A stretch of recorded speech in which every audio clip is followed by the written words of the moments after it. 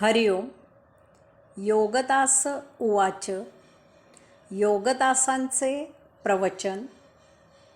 पंचाक्षय कोश. भाग 3. यात्रेतील अडथळा.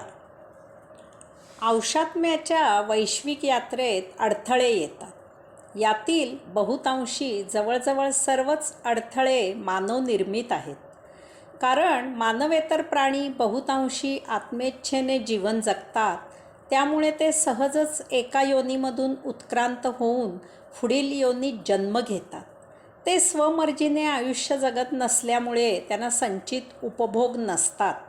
परंतु मानवाला अनन्यसाधारण बुद्धी आहे.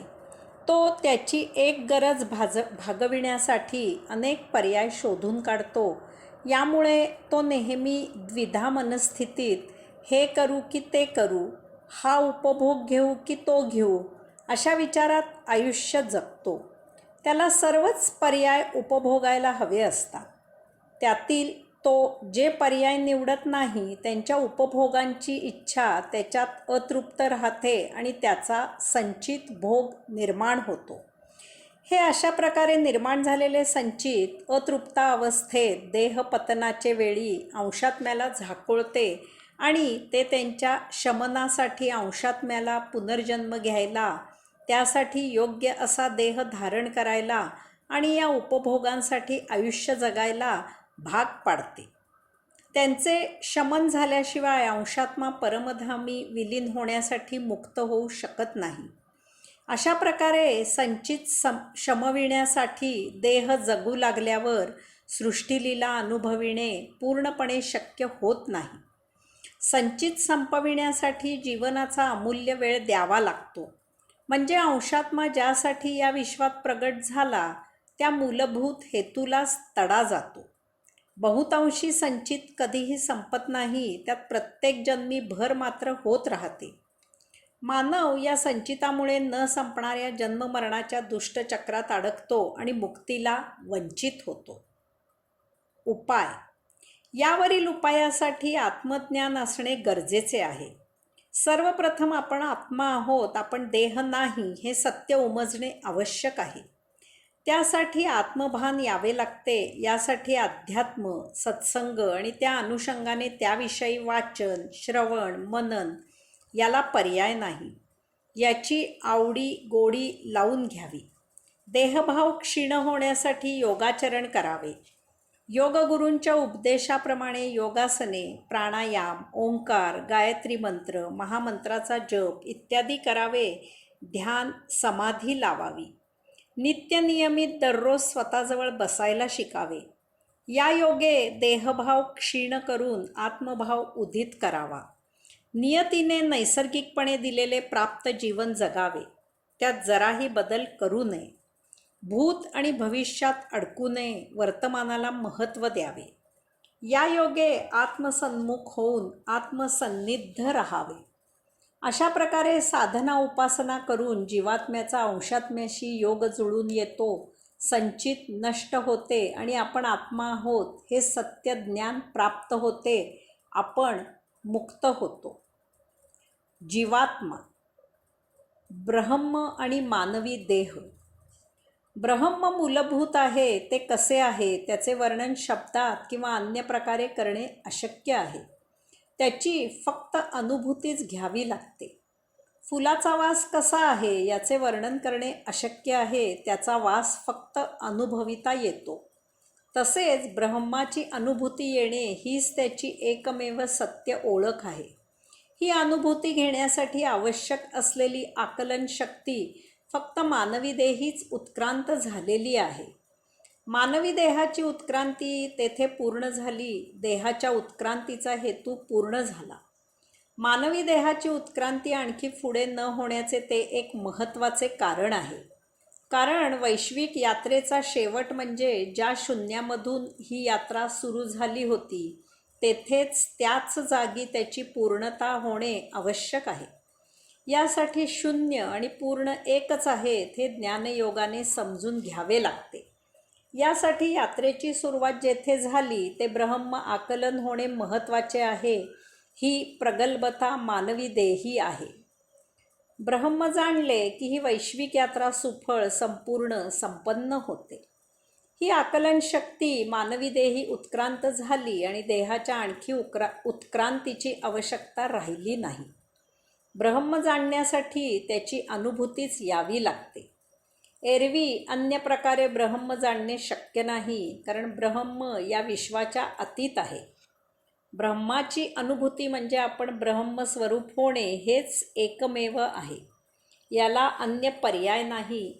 ही अवस्था मानवी देह अनुभवू शकतो. या अनुभवामधून तो व्युत्थान होतो आणि मग साक्षात्काराच्या त्या स्मृतीमधून त्याला ब्रह्माचे आकलन होते. या योगे त्याला ब्रह्माची अनुभूती येते आणि त्याला स्वतःची मूलभूत सत्य ओळख होते. त्याचे त्याला आकलन होते. त्याला त्याचा साक्षात्कार होतो की तो स्वतः आत्मब्रह्म आहे. मानवी देह अंतिम आहे. ही शेवटची योनी आहे. येथे आपल्याला आपली वैश्विक यात्रा सुफळ, संपूर्ण, संपन्न करायची आहे. त्यासाठी ब्रह्म जाणणे अत्यावश्यक आहे. ब्रह्म जाणण्यासाठी आपल्याला समजावे म्हणून भाषा वापरण्यासाठी आपण त्याचे वर्णन अमर्याद पोकळी असे करू शकतो. हे वर्णन पूर्णपणे शास्त्रीय नाही, कारण कोणत्याही प्रकारे ब्रह्माला उपाधी दिली की आपण ब्रह्मापासून ढळतो, दूर होतो. पोकळी असे म्हटले की त्याला सीमा आली, मर्यादा आली, चौकट आली. ब्रह्म तर अनंत, अमर्याद, असीम असून ते सतत पसरत आहे. ब्रह्म याचा अर्थ सतत पसरत असणे असा आहे. परंतु तरीही आपल्या समजुतीसाठी ब्रह्म म्हणजे मर्यादा नसलेली पोकळी आहे असे म्हणायचे आणि ते समजून घ्यायचे. हे असे सर्व लक्षात ठेवून ब्रह्म आपल्या भाषेत समजून घ्यावे लागते. याचा अन्य मार्ग नाही. मानवी देही सर्वोच्च उत्क्रांती. ब्रह्माची अनेक वैशिष्ट्ये आहेत. यातील एक वैशिष्ट्य म्हणजे द्वंद्व. द्वंद्व हा ब्रह्मांडाचा मूलभूत सिद्धांत आहे. द्वंद्व म्हणजे तुझे माझे जमेना आणि तुझ्या वाचून कर्मेना. द्वंद्व म्हणजे परस्पर विरुद्ध गोष्टी एकत्र असणे, एकमेकांना संलग्न असणे आणि या परस्पर विरुद्ध गोष्टींनी एकमेकांना आधार देऊन सांभाळून घेणे. ब्रह्म म्हणजे फक्त एक अमर्याद पोकळी आहे. पोकळी म्हणजे काहीही नसणे. तरीही ब्रह्मात शक्ती आहे आणि तीही स्वयंभू आहे.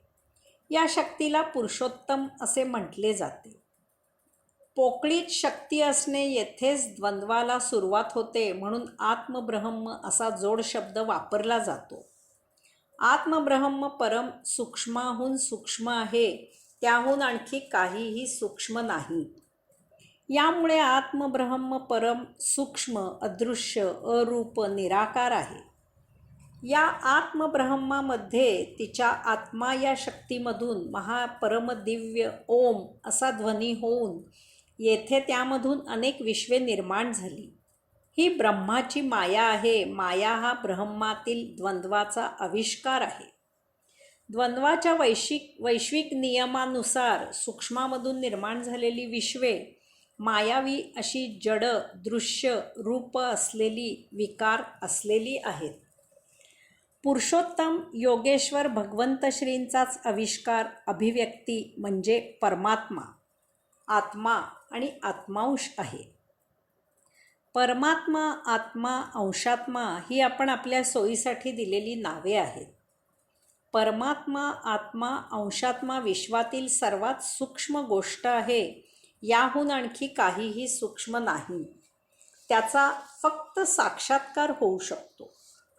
वैश्विक द्वंद्वाच्या नियमानुसार त्यामधून निर्माण झालेली मायावी विश्वे आणि त्यावरील चराचर वस्तू जगत जड, दृश्य, आकार, विकार असलेले आहे.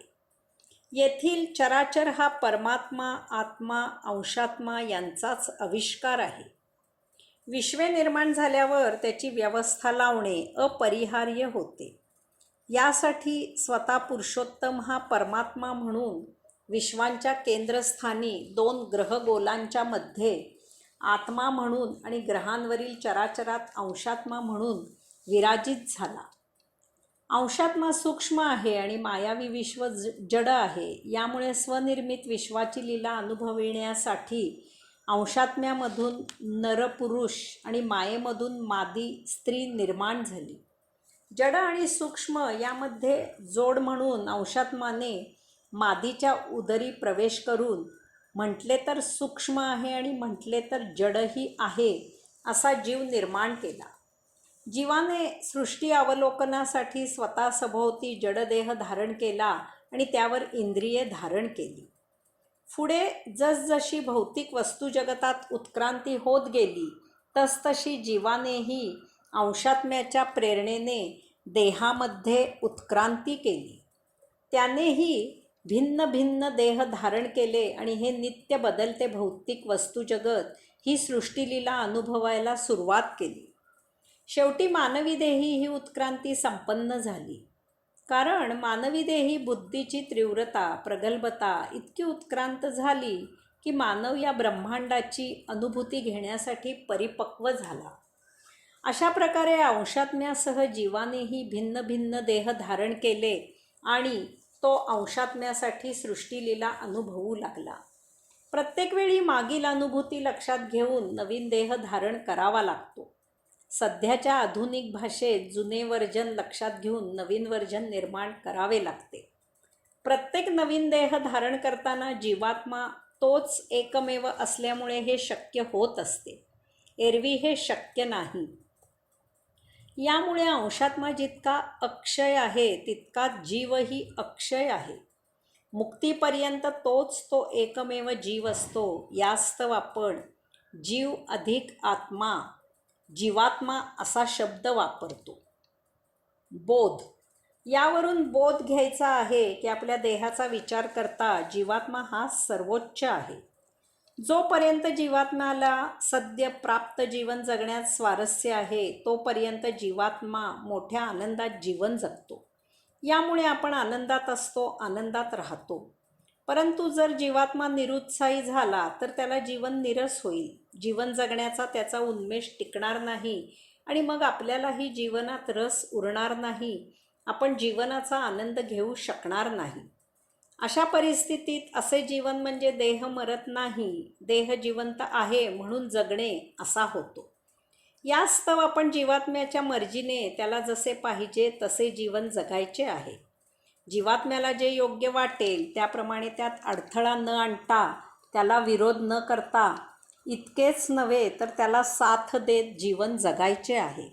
कारण जीवात्मा अंशात्म्याच्या प्रेरणेने जीवन जगण्यासाठी बाह्य ज्ञानाचा उपयोग करतो. यामुळे जीवात्म्याच्या मर्जीने जीवन जगणे म्हणजे आत्मेच्छेने जीवन जगणे आहे. म्हणजेच गतसंचित संपविण्यासाठी जीवन जगणे आहे, त्यात भर न घालणे आहे. म्हणजे साक्षी राहून सृष्टीचा आस्वाद घेणे आहे. म्हणजेच साक्षात्कारीची मुक्तीची यात्रा करणे आहे. यासाठी अध्यात्म सत्संग याला पर्याय नाही. हरिओम.